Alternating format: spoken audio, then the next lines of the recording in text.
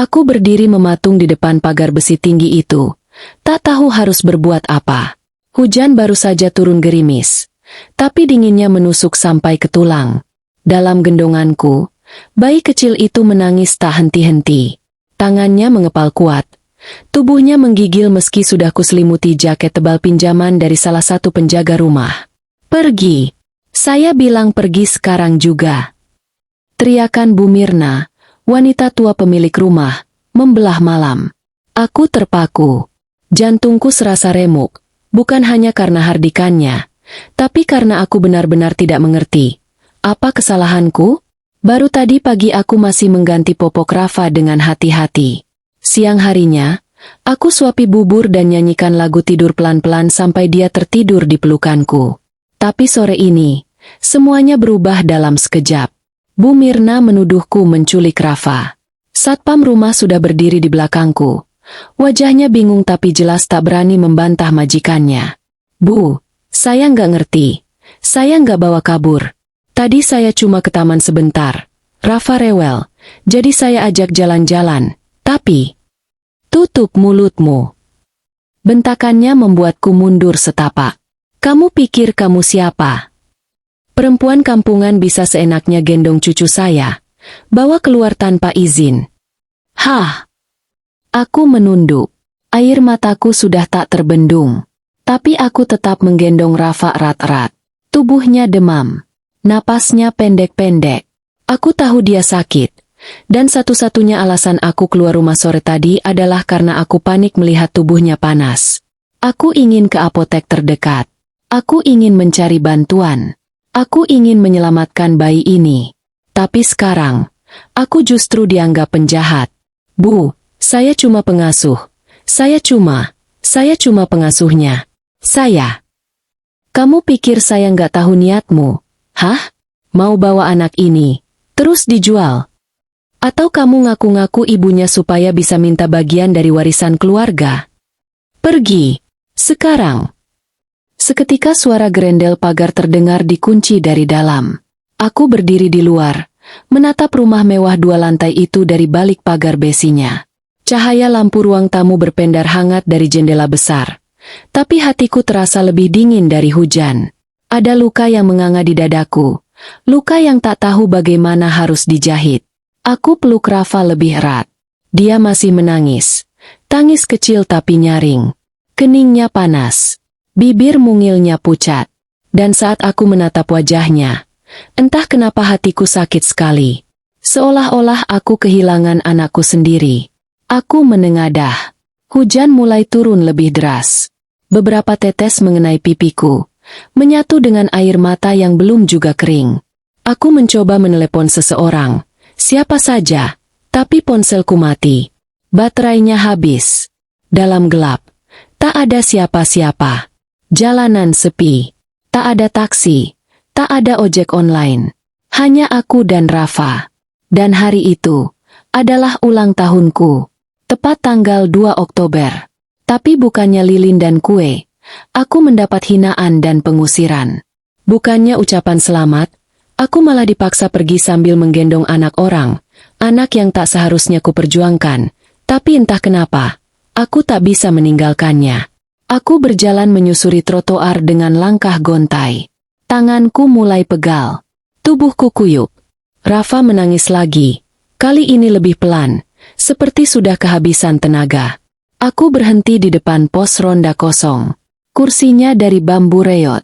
Tapi setidaknya, ada atap untuk berteduh. Aku duduk, mendekap Rafa seperti mendekap harapanku yang terakhir.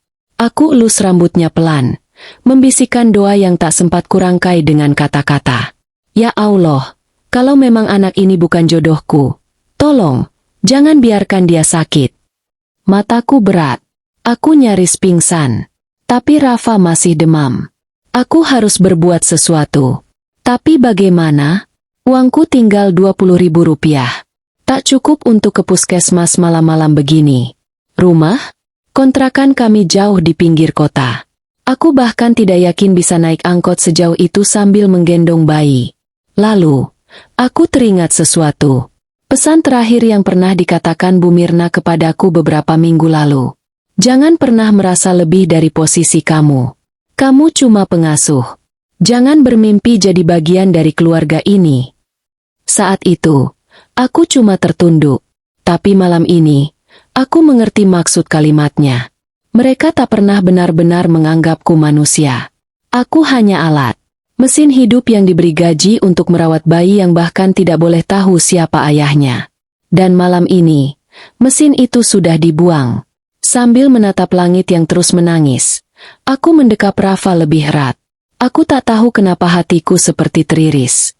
Tapi setiap kali dia menangis, setiap kali dia mengerang kecil, hatiku ikut robek. Aku bukan siapa-siapamu, Nak. Tapi kenapa aku nggak sanggup lihat kamu kesakitan? Aku tak sadar. Air mata kembali tumpah. Tanganku gemetar. Nafasku tak teratur. Bukan karena hujan, tapi karena patah hati. Sebelum semua ini terjadi, sebelum aku mengenal nama Rafa, sebelum aku berdiri di depan rumah mewah itu dengan bayi demam di pelukan, aku adalah orang biasa. Terlalu biasa, bahkan tak layak diingat. Namaku Ratna, usia 31 tahun. Aku tinggal di sebuah kontrakan kecil di pinggiran kota bersama anak perempuanku, Dinda, yang saat itu baru menginjak usia 7 tahun. Kami hanya berdua. Sejak suamiku meninggal dalam kecelakaan proyek 3 tahun lalu, dunia terasa mengecil. Segala warna berubah kelabu, dan hidup kami seperti menunggu hari demi hari yang berat untuk dilalui. Suamiku, Arif, adalah buruh bangunan. Ia orang baik, pekerja keras, dan terlalu jujur untuk bertahan di kota seperti ini. Hari itu aku masih ingat. Aku sedang di pasar saat seseorang datang menjemputku. Katanya, ada kecelakaan. Ketika aku sampai di rumah sakit, tubuh Arif sudah ditutupi kain putih. Tak ada waktu untuk pamit. Tak ada kata terakhir. Sejak saat itu, aku jadi tulang punggung. Aku jualan sayur keliling. Pakai sepeda yang aku beli dari hasil menjual cincin kawin kami. Aku akan bangun pukul 3 pagi, ke pasar induk, beli sayur, lalu pulang, susun di keranjang belakang sepeda, dan mulai keliling dari rumah ke rumah. Kadang aku berjualan sambil menggendong Dinda kecil, karena tak ada yang bisa dititipi. Kadang juga dia ikut membantu, duduk di bangku kecil di depan rumah warga sambil membaca buku bekas yang kami beli dari loakan. Dia anak manis. Aku tahu dia lapar, tapi tak pernah merengek. Dia tahu, ibunya sedang berjuang sendirian. Dari hasil jualan itu, penghasilan kami tak menentu. Kadang dapat 70.000, kadang hanya 30.000. Tapi kami tak pernah mengeluh. Kami makan seadanya. Nasi, tempe, dan kuah sayur yang kadang-kadang terlalu asin. Kalau sedang mujur, ada sisa ayam potong dari langganan yang kukukus diam-diam agar tetap awet. Kami juga tak pernah merayakan ulang tahun. Bukan karena kami lupa, tapi karena kami tak pernah punya cukup uang untuk beli kue atau lilin. Biasanya aku hanya memeluk Dinda dan membisikkan doa panjang di telinganya. Dia akan tersenyum dan berkata, "Nggak apa-apa, Bu. Nanti kalau aku sudah besar, aku yang beliin ibu kue ya." Kata-katanya itu, seperti tali yang menahan aku agar tidak jatuh terlalu dalam. Kontrakan kami pun sederhana, hanya 2 petak sempit. Kalau malam, kami tidur berdempetan di atas kasur kapuk yang sudah kempes. Kalau hujan deras, bocor di 3 titik. Kalau musim panas, dindingnya menyerap panas dan membuat kami berkeringat seperti di sauna. Tapi, itu rumah kami, tempat kami saling menjaga. Tempat aku masih bisa memeluk anakku saat dunia terlalu kejam. Setiap malam, setelah Dinda tidur, aku akan menghitung uang recehan di tangan sambil menahan air mata. Kadang aku tertawa pelan, menertawakan nasib sendiri. Kata siapa hidup harus adil, gumamku dalam hati. Tapi saat melihat wajah Dinda tertidur dengan tenang, semua lelah serasa hilang. Aku tahu, aku harus kuat. Kalau bukan aku, siapa lagi? Aku tak punya keluarga lagi. Kedua orang tuaku sudah tiada sejak lama. Saudara kandung pun tak ada. Pernah beberapa tetangga menyarankan aku untuk menitipkan Dinda di panti, supaya aku bisa kerja serabutan dan tinggal di mes pekerja. Tapi aku langsung menolak keras. Dinda bukan beban. Dia alasan aku tetap hidup. Suatu malam, saat kami sedang duduk berdua di lantai karena kipas angin rusak, Dinda tiba-tiba bertanya, "Bu, kalau ibu boleh minta satu hal aja dari Allah, ibu mau minta apa?" Aku sempat diam. Lalu aku jawab dengan suara pelan, "Aku minta hidup yang lebih ringan, supaya ibu bisa lihat kamu ketawa lebih sering." Dinda memelukku. Dia mencium pipiku dan berkata, "Aku juga minta, Bu. Minta supaya ibu nggak capek terus." Aku menangis malam itu. Tapi diam-diam.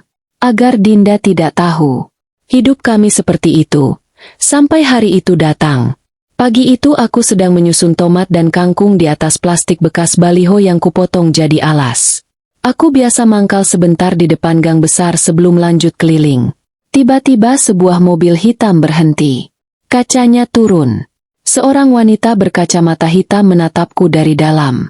Aku sempat salah sangka. Kupikir dia calon pembeli yang minta kiriman rutin sayur ke rumah. Tapi bukan itu. Dia turun dari mobil dan mendekat. Wajahnya tegas, postur tubuhnya tinggi, dan bajunya bukan seperti orang yang biasa mampir ke lapaku. "Kamu Ratna?" tanyanya. "Iya, Bu. Ada yang bisa saya bantu?" jawabku gugup. "Saya Mirna. Saya datang bukan mau beli sayur. Saya mau tawarkan pekerjaan." Aku langsung curiga.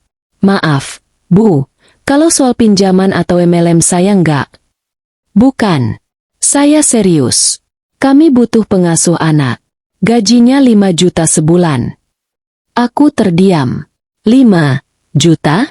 Itu setara dengan hampir 3 bulan aku keliling jualan sayur. Tapi di benakku langsung muncul banyak pertanyaan. "Anaknya usia berapa, Bu?" "Saya nggak punya pengalaman kerja resmi. Masih bayi. Usia 10 bulan. Kami nggak butuh yang bersertifikat. Kami butuh yang penyayang dan bisa dipercaya."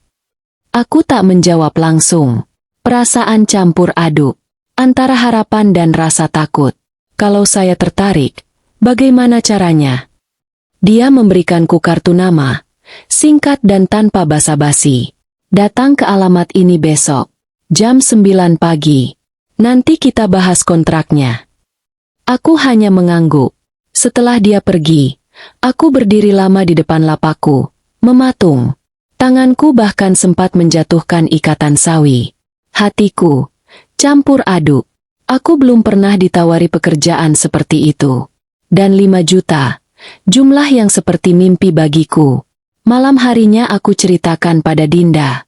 "Bu, nanti ibu nggak keliling jualan lagi?" tanyanya dengan nada cemas. "Entahlah, Nak. Tapi kalau ibu keterima, kita bisa makan lebih layak. Kamu bisa sekolah lebih nyaman. Bisa beli buku baru." Dinda diam. Lalu dia berkata, "Tapi aku pengen ibu tetap di rumah." Kalimat itu membuat hatiku ragu. Tapi besoknya aku tetap datang. Dengan baju terbaik yang kupunya, blus biru muda dan rok panjang kusut yang sudah kucuci 2 kali biar harum. Aku datang ke rumah yang besar itu untuk pertama kalinya. Dan sejak hari itu, hidupku berubah selamanya. Pagi itu, aku sudah berdiri di depan pagar rumah besar yang alamatnya tertulis di kartu nama. Jantungku berdebar kencang. Kupandangi rumah bercat putih dengan pagar tinggi dari besi tempah hitam berukir. 2 pilar besar menjulang di samping pintu masuk, seperti rumah-rumah keluarga bangsawan di televisi. Tanganku dingin. Kupandangi pantulan wajahku di kaca pagar. Blus biru satu-satunya sudah kusetrika sebaik mungkin. Rambutku kuikat rapi ke belakang. Kupingku masih terasa panas karena tak terbiasa masuk ke lingkungan seperti ini. Kupencet bel pagar dengan ragu. Tak lama, suara interkom terdengar. "Siapa ya?" "Saya Ratna, Bu. Dipanggil Bu Mirna untuk wawancara kerja." Ting! Pagar terbuka perlahan secara otomatis. Aku melangkah masuk. Tumit sandalku seperti berdentang keras di atas batu koral jalan masuk. Aku menunduk. Takut salah melangkah. Dari pintu rumah, Bu Mirna berdiri. Wajahnya dingin seperti kemarin. Baju hitam polos, rambut disanggul, dan tatapannya tetap tajam seperti mata elang. "Masuk," ucapnya singkat. Aku menurut. Ruang tamunya sangat luas dan rapi. Kursi berlapis bludru, karpet lebar bermotif klasik, dan lampu gantung kristal yang berpendar tenang dari langit-langit tinggi. Tapi suasananya hening. Terlalu hening untuk rumah sebesar ini. Tak ada suara tawa, tak ada musik, bahkan kipas angin pun tak bersuara. "Silakan duduk," katanya, sambil membuka map coklat di tangannya. Aku duduk di ujung sofa, menempel ke sandaran, menjaga tubuhku tetap tegak. Saya akan langsung ke intinya. Kami butuh seseorang untuk merawat bayi laki-laki, usia 10 bulan. Ibunya sudah meninggal saat melahirkan, dan ayahnya sedang berada di luar negeri. Kamu akan tinggal di rumah ini selama 6 hari seminggu. Libur hanya hari Minggu. Aku mengangguk pelan. "Boleh saya tahu nama anaknya, Bu?" "Namanya Rafa. Tidak perlu banyak tanya. Tugasmu hanya merawat, memandikan, memberi makan, dan menidurkannya." Aku diam. Tapi yang membuatku heran adalah suasana rumah itu. Tak tampak foto keluarga. Tak ada mainan anak berserakan. Tak ada suara tangisan bayi dari atas. Lalu Bu Mirna meletakkan map itu di hadapanku. "Ini kontraknya. Baca pelan-pelan." Tanganku gemetar saat meraihnya. Di sana tertera semua detail, durasi kerja, jam istirahat, makanan disediakan, dan yang paling mengagetkan, gaji 5 juta per bulan, plus bonus bila dianggap memuaskan. Air liurku tertelan. Aku tak pernah melihat angka sebesar itu dalam hidupku. Tapi satu hal yang membuatku ragu adalah 2 syarat yang ditulis dengan huruf tebal di bagian bawah. Tidak diperbolehkan bertanya soal latar belakang keluarga anak. Tidak diperbolehkan naik ke lantai 2 rumah ini tanpa izin tertulis. Aku mengernyit. "Maaf Bu, kenapa saya nggak boleh ke lantai 2? Wajah Bu Mirna menegang. "Itu bukan urusanmu. Fokus saja pada pekerjaanmu. Atau kamu tidak tertarik?" Aku langsung menggeleng cepat. Tertarik, Bu. Maaf." "Baik. Kalau begitu, kamu mulai hari Senin. Pukul 7 pagi kamu sudah harus di sini. Ruanganmu ada di samping kamar Rafa. Nanti Mbak Siti yang bantu menunjukkan semuanya." "Baik, Bu. Terima kasih banyak. Saya akan jaga kepercayaan ini." Bu Mirna berdiri, memberi tanda bahwa pertemuan selesai. Aku pun berdiri, membungkuk sopan dan pamit. Saat keluar dari rumah itu, langit sedang cerah, tapi hatiku tetap berat. Ada sesuatu yang tidak ku ketahui di balik rumah itu. Hari pertama aku mulai bekerja, aku tiba lebih pagi dari jadwal. Mbak Siti, pembantu senior yang tinggal di rumah belakang, menyambutku dengan senyum tipis. Usianya mungkin sekitar 50-an. Dan dari sorot matanya aku tahu ia bukan orang banyak bicara. "Ini kamarmu. Dan itu kamar Rafa," katanya singkat sambil menunjuk pintu sebelah. Kamarku bersih, sederhana, dan cukup nyaman. Ada tempat tidur kecil, meja, lemari, dan jendela kecil yang menghadap taman belakang. Tapi aku tak punya waktu terlalu lama untuk menatapnya. Tangisan bayi terdengar dari balik pintu kamar Rafa. "Boleh saya masuk?" tanyaku ragu pada Mbak Siti. Dia hanya mengangguk. Saat ku buka pintunya, hatiku mencelos. Di atas ranjang bayi, Rafa menangis kencang. Wajahnya merah, tubuhnya menggeliat. Tapi tak ada yang memeluk. Tak ada mainan. Tak ada lagu pengantar tidur. Seisi kamar terlalu sunyi. Terlalu dingin untuk anak sekecil itu. Aku mendekat perlahan. "SSSTTT. Sayang, ibu di sini, ya?" Aku tak tahu kenapa aku memanggil diriku "Ibu" di hadapan bayi itu. Mungkin karena aku terbiasa begitu dengan Dinda saat kecil. Mungkin juga karena aku merasa ada sesuatu yang kosong dari Rafa, dan aku ingin mengisinya. Begitu ku gendong, tangisnya mulai reda. Tubuh mungil itu bersandar di dadaku, dan aku bisa merasakan degup jantungnya yang cepat. Rafa, anak ini, kenapa hatiku terasa berat saat memeluknya? Hari-hari berikutnya, aku mulai terbiasa dengan rutinitas di rumah besar itu. Tapi rasa aneh itu tidak pernah benar-benar hilang. Rafa bukan bayi biasa. Dia jarang sekali tertawa. Dia sering menatap kosong ke langit-langit, seperti sedang mencari sesuatu. Kadang di malam hari, ia terbangun dan menangis tanpa suara, hanya air mata yang mengalir di pipinya. Aku sering terbangun lebih awal. Kupeluk dia, kunyanyikan lagu tidur pelan-pelan. Dan entah kenapa, pelukanku seolah jadi satu-satunya hal yang bisa menenangkannya.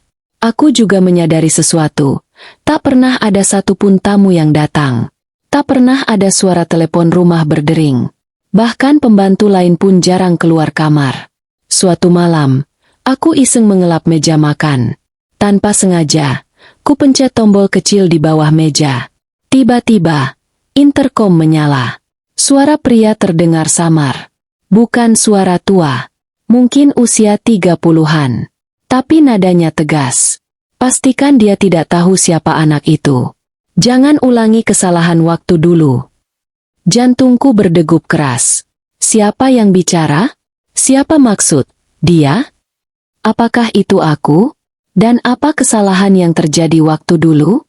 Aku mundur perlahan dari meja, lalu pura-pura sibuk membersihkan lantai. Tapi malam itu, tidurku tak nyenyak. Wajah Rafa terbayang terus. Siapa sebenarnya anak ini? Dan apa yang sedang kuselami dalam rumah besar yang sunyi itu? Sudah 2 minggu aku bekerja di rumah itu, dan meski tubuhku mulai terbiasa dengan rutinitas yang kaku dan lingkungan yang dingin, hatiku justru makin hari makin sesak. Rumah itu terlalu sepi untuk ukuran rumah keluarga. Tidak ada foto tergantung di dinding, tidak ada suara radio, tidak ada tawa, tidak ada aroma masakan rumah. Hanya suara jam berdetak dan tangisan Rafa yang mengisi udara. Aku makin dekat dengan Rafa. Aku yang menyuapinya setiap pagi dan sore. Aku yang menenangkannya saat malam.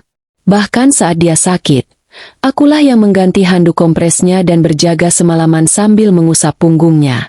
Tapi setiap kali aku mulai merasa nyaman dan ingin bertanya lebih dalam tentang keluarganya, suara Bu Mirna seperti menampar dari belakang kepalaku. Ingat posisimu. Kamu dibayar untuk bekerja, bukan untuk tahu segalanya. Kalimat itu terus terngiang. Pagi itu, aku baru saja menyelesaikan tugas menyapu dan membersihkan kamar Rafa ketika Bu Mirna memanggilku ke ruang tamu. Biasanya dia jarang memanggil, dan kalaupun iya, hanya untuk memberi arahan singkat. Tapi kali ini berbeda. Di depannya sudah ada map biru dan selembar kertas kontrak baru. Kamu sudah bekerja dengan baik, katanya tanpa basa-basi. Rafa terlihat tenang sejak kamu di sini. Saya menghargai itu. Aku mengangguk pelan. Terima kasih, Bu. Saya ingin memperpanjang kontrak kamu. Tapi ada syarat tambahan. Tanganku yang semula tenang, langsung berkeringat. Mulai minggu depan, kamu tidak boleh meninggalkan rumah ini selama 3 bulan penuh. Tidak boleh libur. Kami akan memberi tambahan uang sebesar 10 juta di akhir periode, selain gaji bulanan. Tapi kamu harus tinggal penuh di sini. Aku menahan napas. 3 bulan penuh, Bu? Berarti saya nggak bisa pulang. Dia mengangguk. Betul. Termasuk tidak boleh menerima tamu, tidak boleh membawa ponsel pribadi, dan tidak boleh menggunakan wifi rumah untuk hal di luar pekerjaan. Ini penting untuk menjaga privasi keluarga kami. Aku menelan ludah. Nafasku tercekat. Aku membayangkan wajah Dinda. 3 bulan tak bertemu dengannya, 3 bulan tak memeluknya, bahkan sehari pun kadang sudah terasa berat. Tapi, 10 juta? Uang sebanyak itu bisa kugunakan untuk membayar utang kontrakan selama setahun. Bisa untuk membeli sepeda baru untuk Dinda agar dia tak perlu jalan kaki ke sekolah. Bisa untuk membayar les menggambar yang selama ini dia inginkan. Tapi, apa artinya uang kalau aku harus meninggalkan anakku sendiri? Bu Mirna menyodorkan pena ke arahku. Kamu punya waktu 2 hari untuk berpikir. Kalau kamu menolak, saya bisa cari orang lain. Aku keluar dari ruangan itu dengan dada sesak. Rafa sedang tertidur di ayunan. Wajahnya tenang dan mulutnya sedikit terbuka. Aku duduk di sebelahnya, mengusap rambutnya pelan. Bayi ini. Entah kenapa makin hari aku merasa seperti punya ikatan yang tak bisa dijelaskan dengannya. Sore itu aku pulang lebih awal dari biasanya. Aku ingin bicara dengan Dinda. Aku ingin mendengar suaranya, melihat matanya, dan bertanya pada nuraniku sendiri, bisakah aku meninggalkannya selama itu? Kontrakan kami tak berubah. Dindingnya masih mengelupas. Tikar anyam di lantai masih berlubang. Tapi ada satu hal yang selalu hangat. Senyum Dinda saat aku membuka pintu. "Ibu pulang," serunya sambil melompat memelukku. Bau tubuhnya, napasnya, pelukannya, semuanya seperti penghapus penat yang sempurna. Kami makan malam hanya dengan tempe goreng dan nasi putih. Tapi malam itu terasa mewah karena kami duduk bersama. Dinda bercerita soal tugas menggambar di sekolah. Ia sedang membuat gambar rumah impiannya. Ada taman kecil, ayunan, dan pohon mangga. "Ibu pengen tinggal di rumah kayak gitu juga enggak?" tanyanya polos. Aku tersenyum. "Pengen. Tapi ibu pengen tinggal bareng kamu. Rumah sebagus apapun, kalau nggak ada kamu, ya sepi." Dia tertawa, tapi tak lama kemudian menatapku serius. "Bu, kenapa ibu kelihatan sedih?" Aku tak bisa jawab. Tenggorokanku tercekat. Aku hanya mengelus rambutnya dan membelai pipinya. Malamnya, setelah dia tidur, aku duduk lama di lantai, menatap langit-langit yang retak. Lalu aku membuka dompet kecilku, melihat uang receh hasil sisa belanja. Uang di tabungan tinggal 112.000. Dan aku tahu, dalam 2 bulan ke depan, uang itu tidak akan cukup. Aku lalu membuka buku catatan kecilku. Di sana, aku tulis 2 kolom, jika menerima dan jika menolak. Jika menerima, dapat uang banyak. Dinda bisa sekolah lebih layak. Bisa beli makanan bergizi. Kontrakan aman. Jika menolak, bisa terus bersama Dinda. Tak kehilangan momen pertumbuhannya. Bisa tetap tenang. Aku menatap 2 kolom itu lama sekali.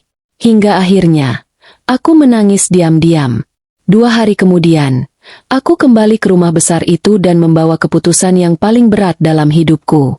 "Aku terima, Bu," kataku pelan. Bu Mirna tak menunjukkan ekspresi. Dia hanya mengangguk dan menyodorkan surat perpanjangan kontrak. Aku menandatanganinya dengan tangan gemetar. Dalam hati, aku berkata, "Allah, tolong jaga Dinda. Aku akan kuat, asalkan dia tetap sehat." Hari-hari berikutnya berubah drastis. Aku menyerahkan ponselku kepada Mbak Siti. Kontak dengan luar dibatasi. Tidak ada lagi pulang setiap minggu. Hanya 1 video call singkat seminggu dengan Dinda melalui ponsel kantor. Itu pun dijadwalkan dan diawasi. Awalnya aku kira aku akan terbiasa. Tapi tiap malam, saat aku menidurkan Rafa dan memandangi langit-langit kamar sambil menahan tangis, aku sadar, 3 bulan akan menjadi waktu yang sangat panjang. Tapi ini pilihanku. Pilihan yang kubuat demi masa depan. Atau, setidaknya itulah yang kupercaya, sebelum semuanya berubah menjadi mimpi buruk. Hari-hari pertama setelah aku menandatangani kontrak 3 bulan tanpa keluar dari rumah itu, terasa seperti masuk ke dunia lain. Bukan karena rumahnya mewah. Bukan karena makanannya selalu tersaji hangat. Tapi karena aku merasa seperti hidup dalam dunia tanpa waktu. Tak ada siang dan malam yang terasa beda. Tak ada hari Minggu atau Senin. Semua berjalan seperti lorong panjang yang tak berujung. Aku bangun pukul 5 pagi setiap hari. Memandikan Rafa, menyuapinya bubur, mengajaknya bermain di taman belakang, kalau tidak hujan, lalu meninabobokannya menjelang siang. Begitu dia tidur, aku baru bisa istirahat. Tapi istirahat itu hanya sejenak. Karena Rafa akan bangun lagi, menangis atau sekadar rewel, dan aku harus kembali siap siaga. Aku menaruh seluruh cintaku dalam pekerjaan itu. Mungkin terdengar berlebihan. Tapi sungguh, semakin lama aku merawat Rafa, semakin kuat ikatan batin yang terasa. Setiap aku gendong dia, tubuhnya bersandar dengan pas di dadaku, seperti sudah terbiasa sejak lama. Setiap aku nyanyikan lagu Nina Bobo, matanya langsung berkedip pelan, lalu tertutup perlahan, seolah suaraku adalah suara yang paling ia kenal. Kadang aku berpikir, kenapa perasaanku ke bayi ini seperti lebih dari sekadar pengasuh. Tapi tentu saja aku tepis pikiran itu. Aku takut terlalu larut, takut terbawa perasaan pada anak orang. Rafa bukan anakku. Aku hanya bayang-bayang dalam hidupnya. Kalau kontrak selesai, aku akan pergi, dan dia tetap tinggal di rumah mewah ini tanpa mengingatku. Namun hati manusia tak bisa dikendalikan sesederhana itu, bukan? Minggu kedua, tubuhku mulai lelah. Bukan hanya karena kurang tidur atau terus bergerak, tapi juga karena jiwa yang kesepian. Tidak ada seorang pun yang bisa kutemui untuk mengobrol santai. Mbak Siti sangat jarang bicara. Bu Mirna selalu serius dan hanya muncul kalau perlu. Tak ada televisi di kamar. Tak ada buku bacaan selain Al-Quran lusuh yang kubawa dari kontrakan. Aku mulai menghitung hari dengan menandai dinding kamar pakai pensil kecil. 1 garis untuk 1 hari. Seperti narapidana. Yang paling menyakitkan adalah saat waktu video call singkat bersama Dinda tiba. Biasanya hanya 10 menit. Aku harus bicara sambil diawasi Mbak Siti. Tak boleh menanyakan hal pribadi terlalu dalam. Ibu. Dinda kangen. Dinda mau peluk ibu. Teman-teman di sekolah bawa bekal nasi goreng. Dinda cuma bawa kerupuk sama nasi putih.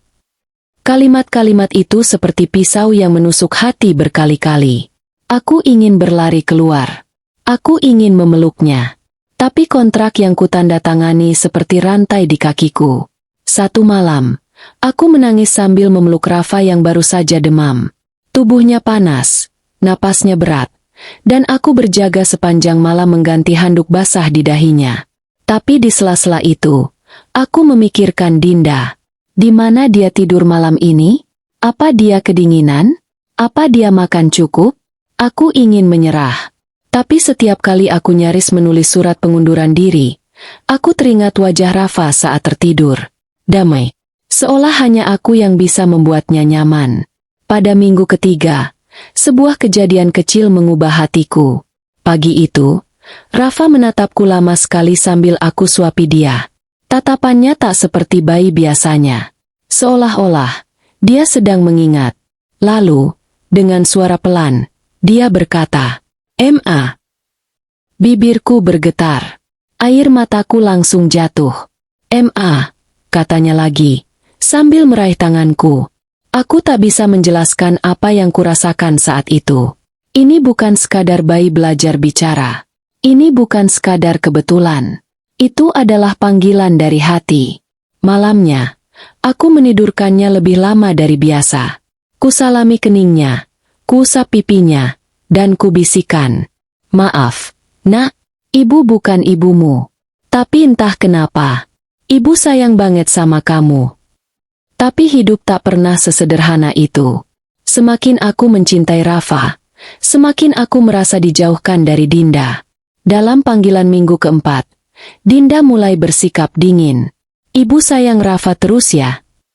Ibu lupa ulang tahunku ya? Ibu janji pulang, tapi nggak pulang-pulang."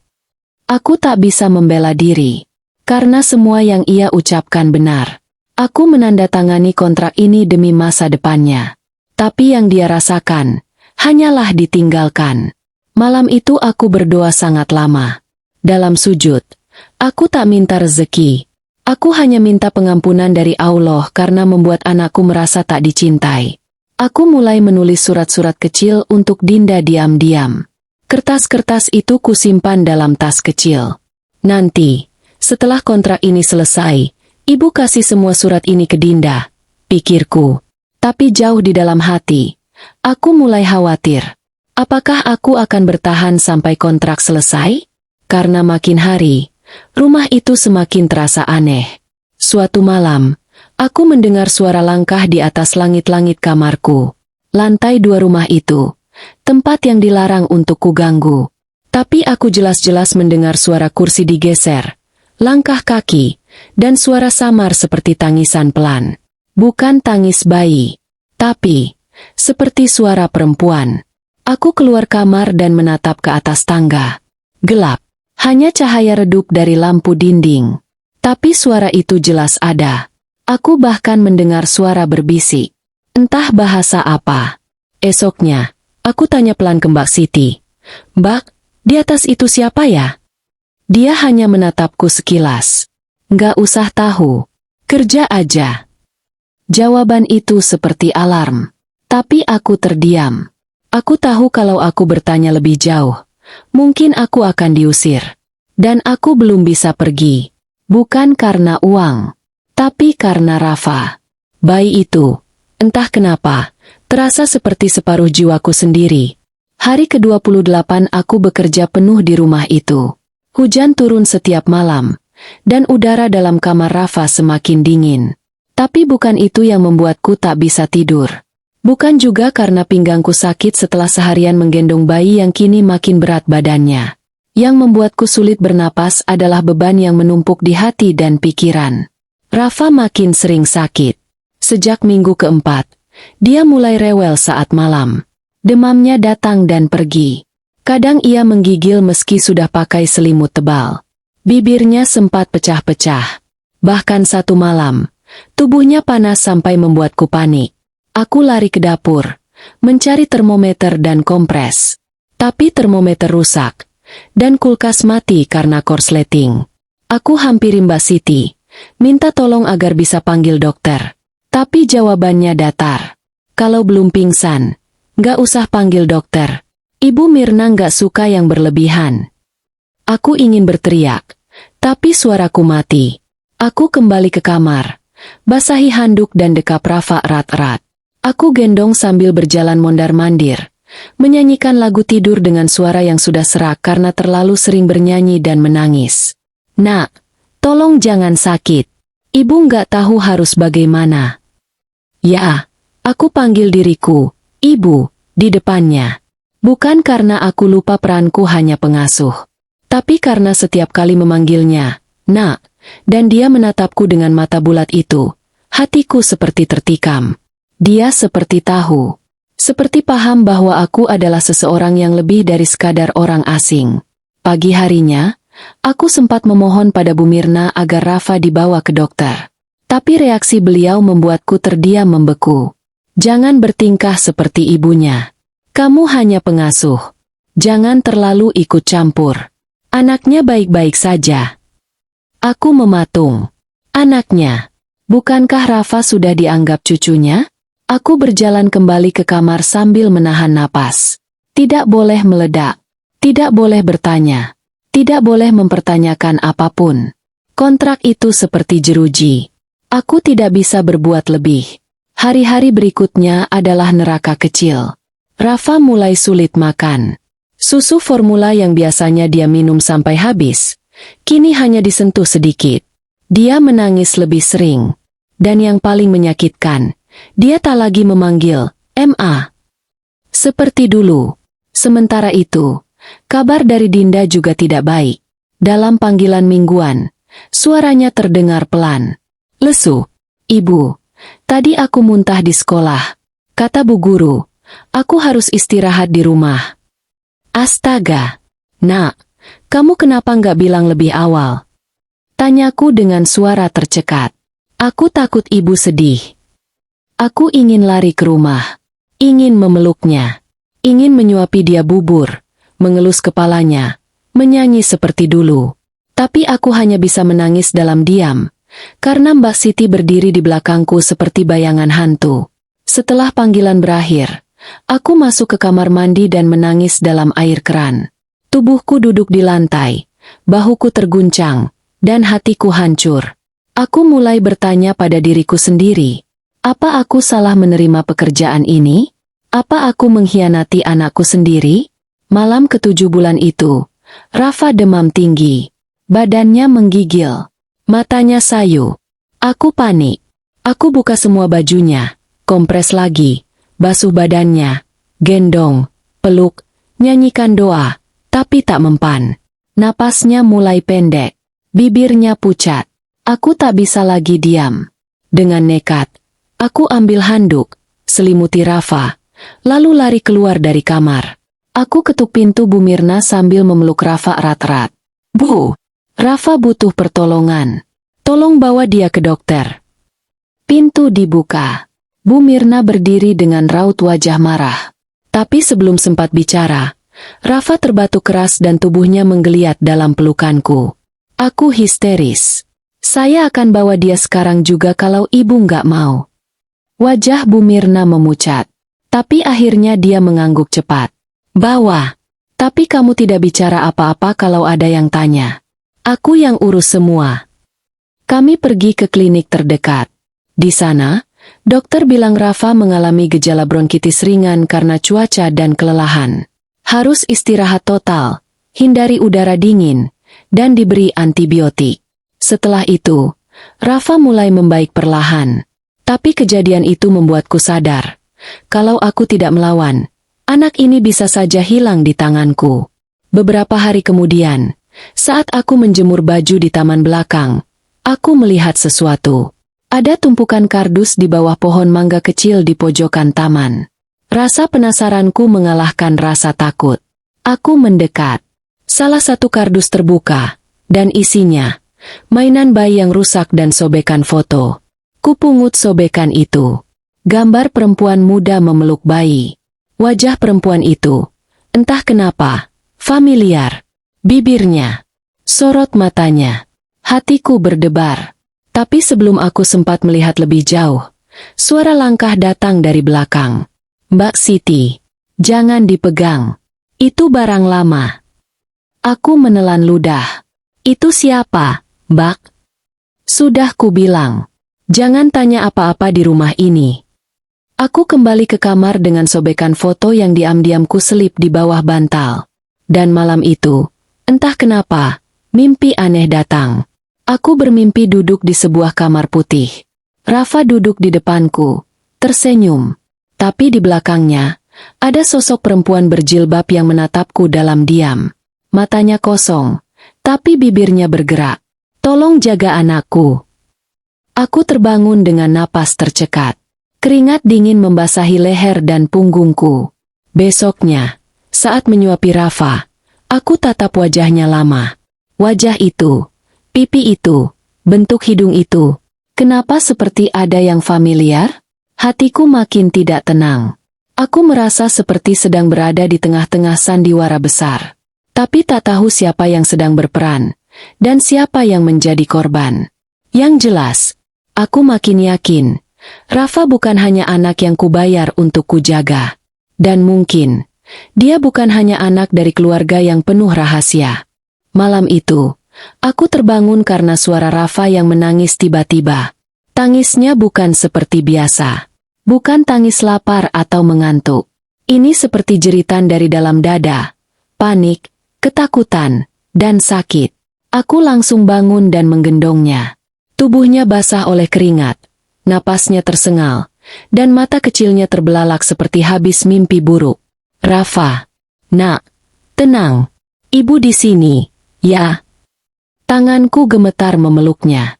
Tapi semakin kupeluk, ia justru menangis makin keras. Aku tak bisa menenangkan dia. Biasanya, hanya perlu pelukanku, lalu ia akan diam. Tapi malam itu, ada sesuatu yang berbeda. Dan saat aku menyentuh bagian belakang lehernya, aku tersentak. Panas. Sangat panas. Aku buru-buru mengambil termometer baru dari laci. Hasilnya, 39,4 derajat Celcius. Aku panik. Segera kubawa Rafa ke dapur. Kompreskan handuk dingin ke tubuhnya. Tapi tidak seperti biasanya. Tubuhnya justru menggigil makin hebat. Aku minta tolong ke Mbak Siti yang langsung menghubungi Bu Mirna. Tak sampai 10 menit, Bu Mirna datang ke kamar. Tapi seperti biasa, reaksinya dingin. Hanya demam biasa. Kamu terlalu panik. Bu, ini bukan biasa. Tadi 39,4. Saya mohon, bawa dia ke UGD. Pintaku sambil hampir menangis. Namun Bu Mirna malah menatapku dengan wajah dingin. Saya bilang tidak. Dokter pribadi kami akan datang besok pagi. Kamu istirahat saja. Aku tercekat. Aku tak berani membantah lebih lanjut. Tapi malam itu, aku tidak tidur.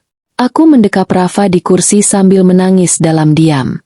Aku terus-menerus memeriksa suhu tubuhnya, membasahi kain kompres, dan menggumamkan doa lirih. Ya Allah, kalau anak ini bukan milikku, jangan ambil dia di pelukanku. Pagi harinya, dokter datang. Laki-laki paruh baya yang pendiam. Ia memeriksa Rafa sambil mengangguk-angguk. Gejala infeksi ringan. Harus minum antibiotik dan istirahat. Aku ingin bertanya lebih banyak, tapi pandangannya seolah berkata, tutup mulut.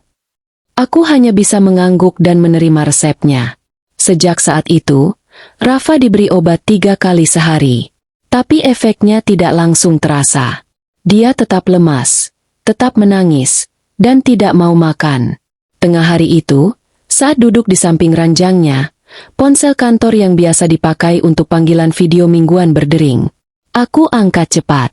Wajah Dinda muncul. Tapi, ada perban di keningnya. Aku langsung berdiri. Dinda, kamu kenapa? Di belakangnya terdengar suara ibu kos, Bu Lilis. Maaf, Bu Ratna. Tadi siang Dinda jatuh dari tangga sekolah. Kepalanya terbentur. Pingsan sebentar. Saya langsung jemput ke puskesmas. Aku pucat. Astaga, kenapa saya baru dikabarin sekarang? Ya, saya coba hubungi kantor ibu.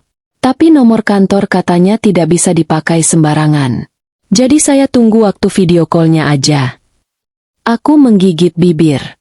Saya nggak bisa keluar, Bu. Tapi, boleh saya bicara sama Dinda sebentar? Wajah Dinda tampak lesu. Bibirnya pecah-pecah. Dia menatapku dengan pandangan kosong. Ibu, aku sakit, katanya lirih. Aku tak bisa berkata apa-apa. Tangisku langsung pecah. Maafkan ibu. Nak, maaf. Ibu salah. Harusnya ibu di samping kamu. Tapi Dinda hanya diam. Tak menjawab. Ia menutup matanya dan bersandar ke bahu Bu Lilis. Sinyal video terputus tak lama kemudian. Aku mematung. Dunia rasanya runtuh. Rafa lemas di pelukanku. Dan Dinda sakit di tempat yang jauh. Sendiri. Untuk apa aku bekerja di rumah megah ini kalau anakku sendiri jatuh sakit tanpa aku di sana? Aku pergi ke kamar mandi, mengunci pintu, dan menangis histeris untuk pertama kalinya. Sambil memeluk dada, aku berteriak dalam hati. Ya Allah, aku lelah. Aku tak tahu berapa lama aku mengurung diri di kamar mandi. Tapi saat keluar, langit sudah mulai gelap. Dan saat kembali ke kamar, Rafa tidak ada di ranjang. Aku panik. Rafa! Aku cari ke ruang tamu, ke dapur, ke taman belakang. Kosong. Lalu dari balik tangga lantai 2, aku melihat bayangan Mbak Siti. Tangannya menggenggam Rafa. Ia turun perlahan, dan ekspresinya dingin. Dia nangis terus. Jadi saya bawa ke atas. Ibu Mirna ingin lihat dia langsung. Aku tercekat. Kenapa nggak bilang ke saya? Saya IB. Saya pengasuhnya. Mbak Siti menatapku tajam. Kalau kamu pengasuh, jangan banyak tanya. Aku merebut Rafa dari pelukannya. Tubuhnya lemas, tapi matanya menatapku. Dan saat itu juga, ia menangis lagi. Kencang. Tangis yang seperti memanggil ibunya. Aku peluk dia erat-erat. Ibu di sini. Ibu di sini. Malam itu, aku menulis surat pengunduran diri. Air mataku membasahi kertas. Aku tahu, ini keputusan besar. Tapi aku tak sanggup lagi. Aku akan keluar dari rumah ini, apapun risikonya. Aku akan jemput Dinda, peluk dia, rawat dia, dan biarkan semua ini berakhir. Tapi sebelum sempat menyerahkan surat itu ke Bu Mirna, sesuatu terjadi. Saat hendak tidur, aku menemukan sobekan foto yang dulu kusembunyikan di bawah bantal. Aku mencoba menyatukannya dengan sobekan lain yang aku temukan di laci dapur beberapa hari sebelumnya. Saat dua bagian itu bertemu, wajah perempuan muda dalam foto menjadi lebih jelas. Ia tersenyum, memeluk bayi kecil, dan di belakangnya berdiri seorang laki-laki muda yang sebelumnya tidak terlihat. Aku menatap lama. Jantungku berdebar. Wajah pria itu familiar. Sangat familiar. Matanya tajam. Rahangnya tegas. Senyumnya kaku. Aku yakin aku pernah melihatnya di televisi, di internet, di papan reklame. Dia adalah Raditya Saputra, miliuner muda pewaris grup usaha besar yang pernah viral karena kabarnya menolak warisan. Tapi sejak itu, ia menghilang dari publik. Dan bayi di foto itu adalah Rafa. Tanganku gemetar. Foto itu, kalau memang benar, berarti Rafa adalah anak kandung Raditya. Tapi siapa perempuan itu? Lalu satu kilasan muncul di benakku. Cermin. Aku pernah bercermin, melihat wajahku sendiri. Dan wajah di foto itu begitu mirip dengan wajahku sendiri. Tapi bagaimana mungkin? Aku tak punya saudara. Aku tidak pernah merasa hamil selain saat mengandung Dinda. Apa mungkin? Tidak mungkin. Kecuali kalau aku pernah mengalami koma atau kehilangan ingatan. Tanganku langsung menyentuh perut. Luka bekas sesar lama memang ada. Tapi itu kupikir dari proses melahirkan Dinda. Aku goyah. Bisa jadi semua ini adalah lebih dari sekadar pekerjaan pengasuh. Bisa jadi Rafa memang bagian dari hidupku. Bagian yang sengaja diambil dariku. Dan malam itu, aku tahu, satu-satunya cara mencari jawaban adalah menghadapi Bu Mirna. Tapi sebelum aku berani melangkah, suara pintu kamar terbuka pelan. Aku menoleh. Bu Mirna berdiri di ambang pintu. Wajahnya keras, matanya menyala. Kamu sudah terlalu jauh. Aku menatap Bu Mirna yang berdiri di ambang pintu dengan tatapan dingin menusuk. Tubuhku mematung, tangan masih menggenggam sobekan foto Rafa dan perempuan itu. Aku tahu aku tertangkap basah. Wajahnya seperti batu, matanya nyalang, dan napasnya lambat tapi berat. Kamu sudah terlalu jauh, Ratna, katanya pelan. Aku berdiri perlahan. Saya cuma ingin tahu, siapa anak ini sebenarnya? Bukan urusanmu. Maaf, Bu, tapi saya punya hak untuk tahu. Saya yang rawat dia. Saya yang jaga dia saat demam, saat rewel, saat semua orang di rumah ini hanya diam. Suara Bu Mirna naik. Kamu itu cuma pengasuh bayi. Jangan merasa punya hak apapun di sini. Tanganku bergetar. Tapi aku tak mundur. Aku sudah terlalu lama diam. Terlalu lama menyimpan curiga, ketakutan, dan luka dalam hati sendiri. Aku tahu, kalau hari ini aku diam, aku akan selamanya dikurung dalam kebohongan ini. Apa Rafa benar anak Raditya Saputra? Tanyaku. Dan siapa perempuan di foto ini? Wajah Bu Mirna menegang. Tapi dia tak menjawab. Aku melangkah maju. Saya pernah lihat berita tentang Raditya. Dia menghilang setelah menolak warisan.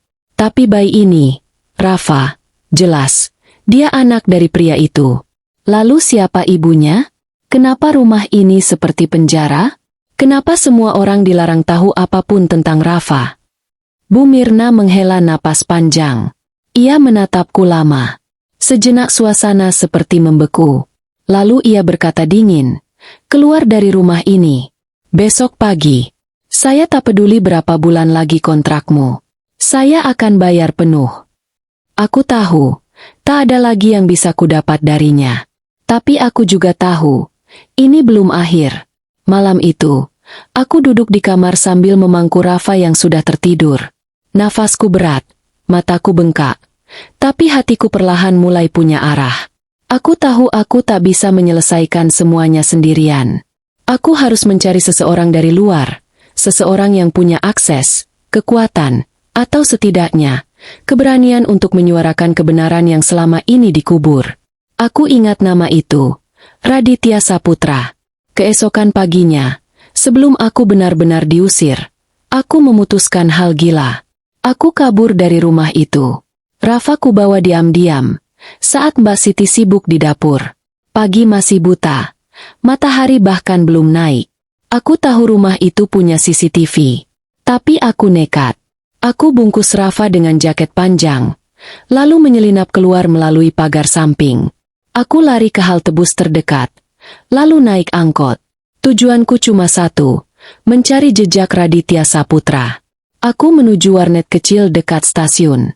Tempat itu masih buka 24 jam. Aku membayar Rp5.000 untuk sejam. Rafa tertidur di pelukanku, dan aku mulai mencari di internet. Raditya Saputra hilang. Raditya Saputra istri meninggal. Anak Raditya Saputra.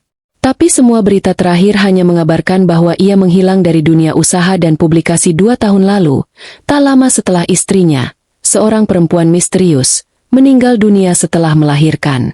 Tidak ada nama istri, tidak ada foto, tidak ada kabar anak. Tapi satu komentar di artikel lawas membuatku tertegun. Saya pernah lihat orang mirip Raditya di kafe buku dekat taman kota. Sendirian. Dulu sering datang setiap minggu. Itu jejak pertamaku. Aku membawa Rafa ke kafe buku itu. Letaknya tidak jauh dari pusat kota, di pojokan jalan besar dengan banyak pohon rindang. Saat masuk, aroma kopi dan kayu menyambut kami. Tempat itu tenang. Di salah satu sudut, seorang pria duduk sendiri dengan buku terbuka. Wajahnya mirip pria di foto. Aku mendekat perlahan. Jantungku seperti mau copot. Permisi, Mas Raditya. Pria itu menoleh. Mata kami bertemu. Sejenak ia terdiam. Lalu matanya membelalak. Tatapannya turun ke arah Rafa. Tangannya bergetar. Apa? Apa itu? Suaranya patah-patah. Namanya Rafa. Kataku pelan. Saya disewa untuk merawatnya. Tapi sekarang, saya cuma ingin tahu kebenaran. Tentang dia. Tentang saya. Tentang semua. Raditya berdiri. Langkahnya goyah. Dia duduk kembali. Lalu memegang kepala. Allah, aku kira kamu sudah. Sudah apa? Tanyaku. Dia menatapku. Matanya berkaca-kaca. Kamu adalah ibunya, Ratna. Dunia seperti berhenti berputar. Apa?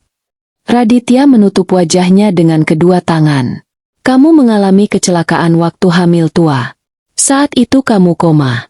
Ibuku menyembunyikanmu. Bilang kamu meninggal. Aku tak sempat melihatmu. Begitu kamu sadar, kamu hilang ingatan. Ibuku takut kamu menuntut hak atas Rafa. Jadi dia pisahkan kamu. Dia bilang kamu hanya pengasuh yang direkrut. Kata-katanya tenggelam oleh suara detak jantungku sendiri. Aku lemas. Tanganku gemetar memeluk Rafa. Air mataku jatuh begitu saja. Allah! Rafa, kamu anakku. Kafe itu hening. Tak ada suara selain isak kecil dari bibirku sendiri. Raditya mengeluarkan dompet. Lalu mengambil satu kartu identitas. Ini KTP kamu. Aku simpan. Kamu dulu tinggal bersamaku. Kita nikah siri. Tapi belum sempat resmi di catatan negara. Ibu tidak setuju. Karena kamu hanya janda penjual sayur. Aku menatap lembar identitas itu. Namaku. Tanggal lahirku. Foto wajahku 5 tahun lalu. Air mataku makin deras. Tapi ada satu hal yang lebih penting. Lebih dari semua kebenaran yang akhirnya terbongkar. Rafa memelukku. Kuat, erat, dan pelan-pelan. Ia berkata, Mama,